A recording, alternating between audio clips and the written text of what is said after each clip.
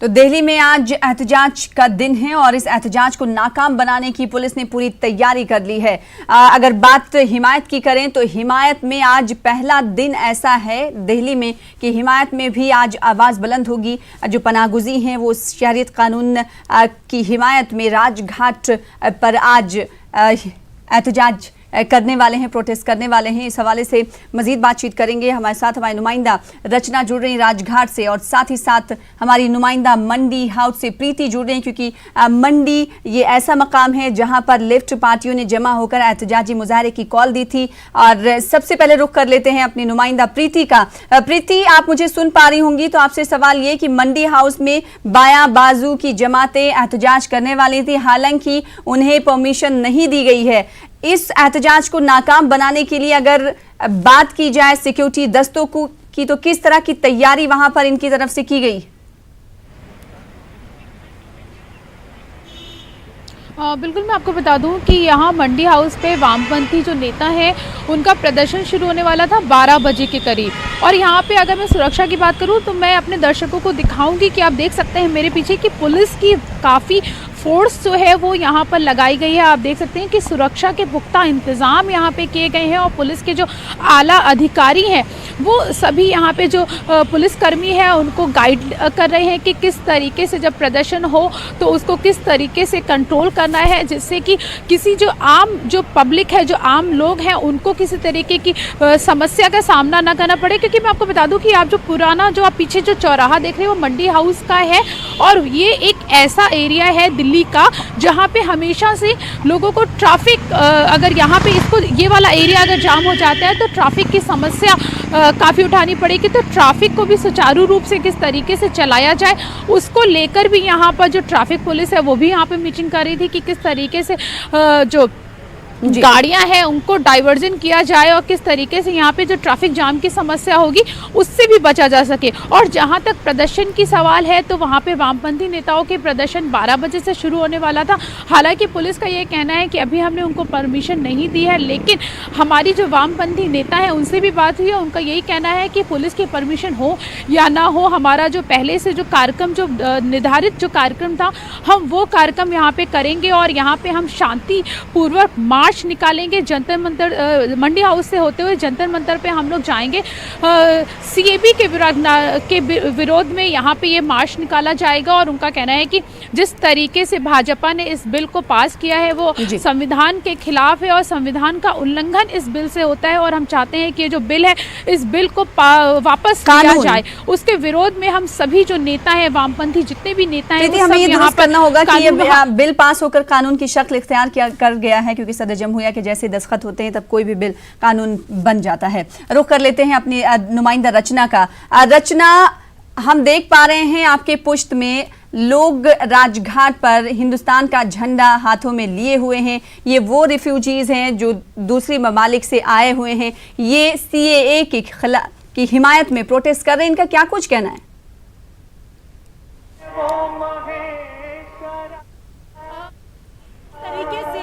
नागरिकता संशोधन कानून को लेकर देश भर में कई जगहों पर विरोध प्रदर्शन हो रहा है, लेकिन अगर हम राजघाट की बात करें तो यहाँ पर तमाम तस्वीरों में आपको लोग नजर आ रहे होंगे कि वो यहाँ पर जो सीएए है उसके सपोर्ट में पहुंचे हुए हैं।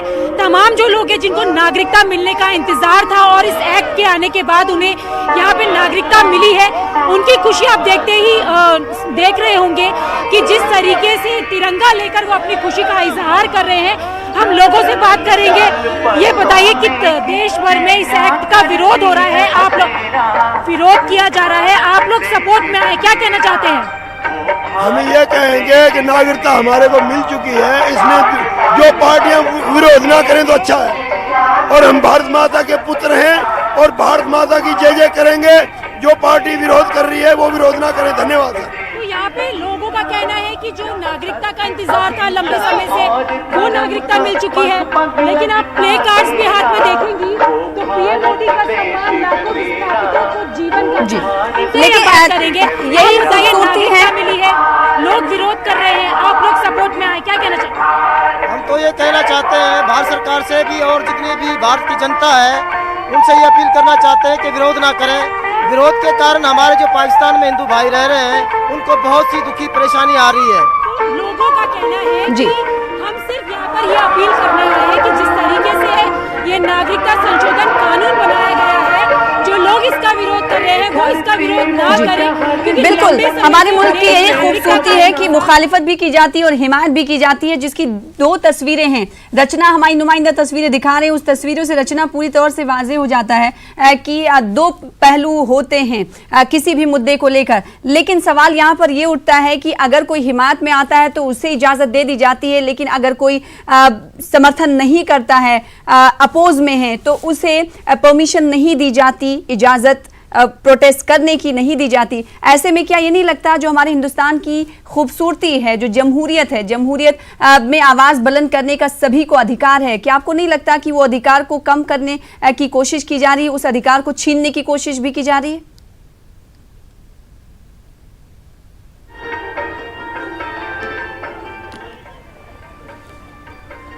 बिल्कुल सना, जिस तरीके से जो लाल किला से शहीदी पार्क तक जो मार्च निकालना था जो इस सीएए के विरोध में, उसको पुलिस ने इजाज़त वहाँ नहीं दी।